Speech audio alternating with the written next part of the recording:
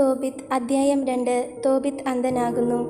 വീട്ടിലെത്തിയ എനിക്ക് ഭാര്യ അന്യയെയും പുത്രൻ തോബിയാസിനെയും തിരിച്ചു കിട്ടി.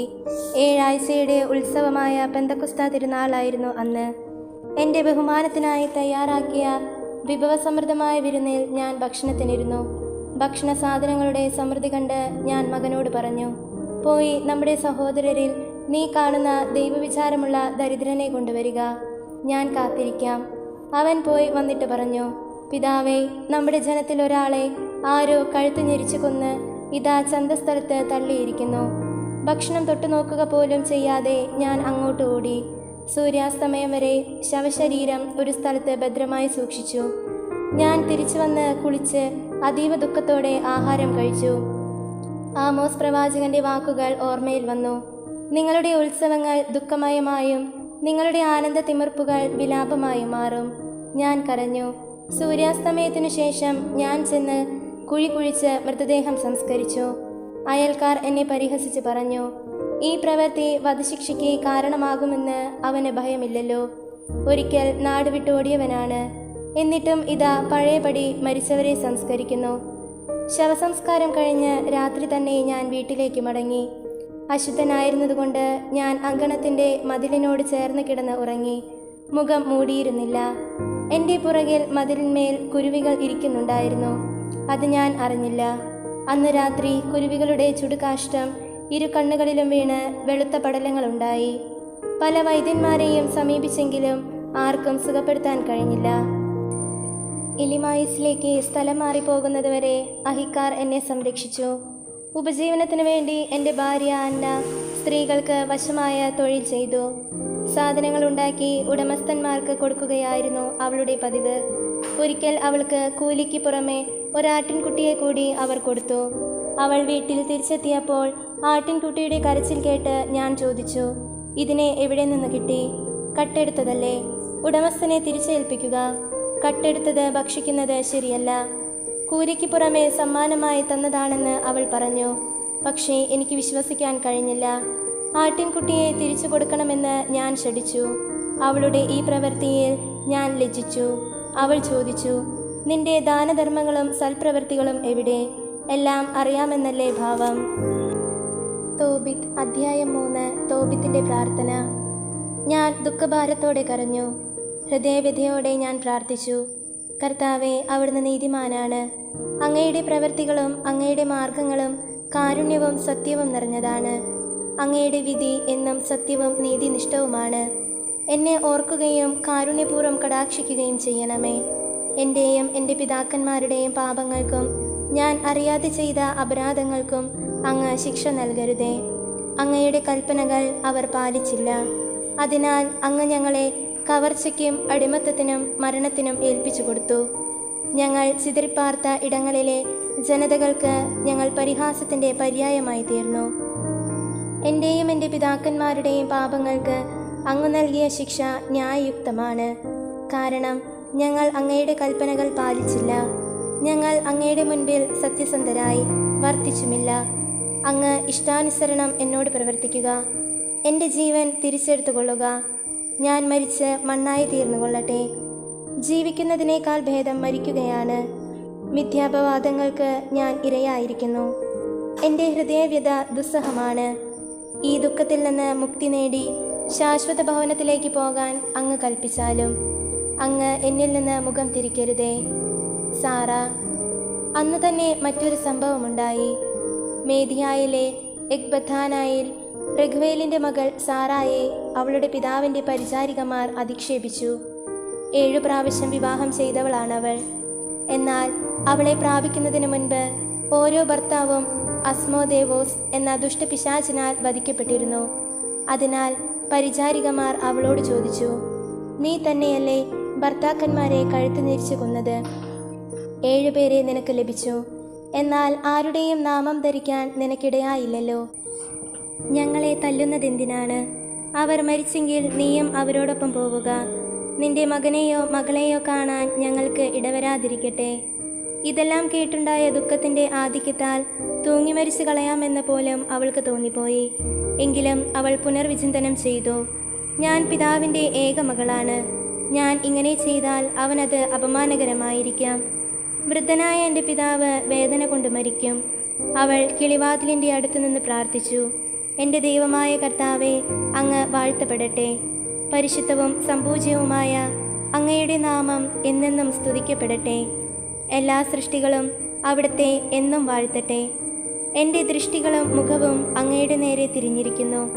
എന്നെ ഈ ഭൂമിയിൽ നിന്ന് മോചിപ്പിക്കണമേ. ഞാൻ ഇനി അധിക്ഷേപങ്ങൾ കേൾക്കാൻ ഇടവരാതിരിക്കട്ടെ. കർത്താവേ, ഞാൻ പുരുഷന്മാരുമായി പാപം ചെയ്തിട്ടില്ലെന്ന് അവിടത്തേക്ക് അറിയാമല്ലോ. ഈ പ്രവാസത്തിൽ എൻ്റെയോ പിതാവിൻ്റെയോ പേരിന് ഞാൻ കളങ്കം വരുത്തിയിട്ടില്ല. പിതാവിൻ്റെ ഏകജാതയാണ് ഞാൻ. അവകാശിയായി അവന് വേറെ മക്കളില്ല. എനിക്ക് ഭർത്താവാകാൻ അവന് ഉറ്റവനോ ഉറ്റവരുടെ മകനോ ഇല്ല. എൻ്റെ 7 ഭർത്താക്കന്മാർ മരിച്ചു. ഇനി ഞാൻ എന്തിന് ജീവിക്കണം? ഞാൻ ജീവിക്കണമെന്നാണ് അവിടുത്തെ ഹിതമെങ്കിൽ എന്നെ കാരുണ്യപൂർവ്വം കടാക്ഷിക്കണമേ. ഇനി അധിക്ഷേപങ്ങൾ കേൾക്കാൻ ഇടവരാത്ത വിധം എനിക്ക് മാന്യത നൽകണമേ. ഇരുവരുടെയും പ്രാർത്ഥന ദൈവത്തിൻ്റെ മഹനീയ സന്നിധിയിലെത്തി.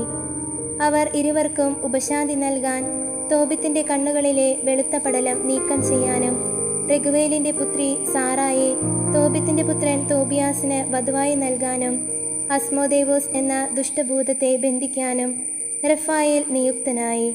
സാറായെ സ്വന്തമാക്കാൻ തോബിയാസിനായിരുന്നു അവകാശം. തോബിത്ത് മടങ്ങി വന്ന് വീട്ടിലേക്ക് കയറിയതും രഘുവേലിൻ്റെ പുത്രി സാറ മുകളിലെ മുറിയിൽ നിന്ന് ഇറങ്ങി വന്നതും ഒരേ നിമിഷത്തിലായിരുന്നു.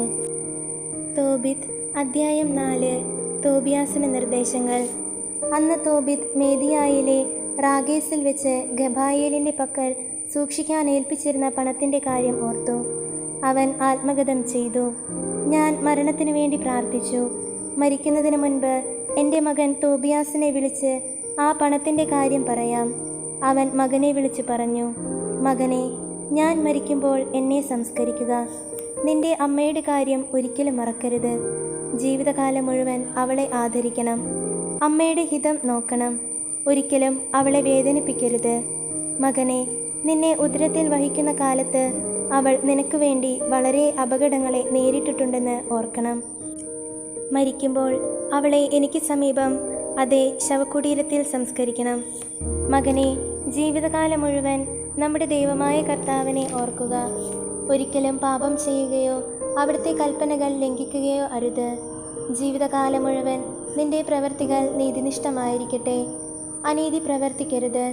നിന്റെ പ്രവൃത്തികൾ സത്യനിഷ്ഠമായിരുന്നാൽ എല്ലാ ചെയ്തികളിലും നിനക്ക് ഐശ്വര്യം കൈവരും. നീതിനിഷ്ഠയോടെ ജീവിക്കുന്നവർക്ക് നിന്റെ സമ്പാദ്യത്തിൽ നിന്ന് ദാനം ചെയ്യുക. ദാനധർമ്മം ചെയ്യുന്നതിൽ മടി കാണിക്കരുത്. പാവപ്പെട്ടവനിൽ നിന്ന് മുഖം തിരിച്ചു കളയരുത്. അപ്പോൾ ദൈവം നിന്നിൽ നിന്ന് മുഖം തിരിക്കുകയില്ല. സമ്പത്തേറുമ്പോൾ അതനുസരിച്ച് ദാനം ചെയ്യുക. കുറച്ചേ ഉള്ളുവെങ്കിൽ അതനുസരിച്ച് ദാനം ചെയ്യാൻ മടിക്കരുത്. ദരിദ്രകാലത്തേക്ക് ഒരു നല്ല സമ്പാദ്യം നേടിവെക്കുകയായിരിക്കും നീ അതുവഴി ചെയ്യുന്നത്. എന്തെന്നാൽ ദാനധർമ്മം മൃത്യുവിൽ നിന്ന് രക്ഷിക്കുകയും അന്ധകാരത്തിൽ പെടുന്നതിൽ നിന്ന് കാത്തുകൊള്ളുകയും ചെയ്യുന്നു. ദാനധർമ്മം അത്യുന്നതന്റെ സന്നിധിയിൽ വിശിഷ്ടമായ കാഴ്ചയാണ്.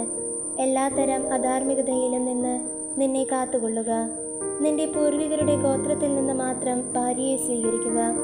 അന്യജനതകളിൽ നിന്ന് വിവാഹം ചെയ്യരുത്. നാം പ്രവാചകന്മാരുടെ സന്തതികളാണ്. മകനെ, നമ്മുടെ പൂർവ്വപിതാക്കന്മാരായ നോഹ, അബ്രഹാം, ഇസഹാക്ക്, യാക്കോബ് എന്നിവരെല്ലാം തങ്ങളുടെ ചാർച്ചക്കാരുടെ ഇടയിൽ നിന്നാണ് ഭാര്യമാരെ തിരഞ്ഞെടുത്തത് എന്ന കാര്യം നീ അനുസ്മരിക്കണം. സന്താനങ്ങൾ വഴി അവർ അനുഗ്രഹീതരായി അവരുടെ പിൻതലമുറ ദേശം അവകാശമാക്കും. അതിനാൽ മകനെ, നിന്റെ സഹോദരന്മാരെ സ്നേഹിക്കുക. നിന്റെ ചാർച്ചക്കാരിൽ നിന്ന്, നിന്റെ ജനത്തിൻ്റെ മക്കളിൽ നിന്ന് ഭാര്യയെ സ്വീകരിക്കാതെ അവരെ നിന്ദിക്കരുത്.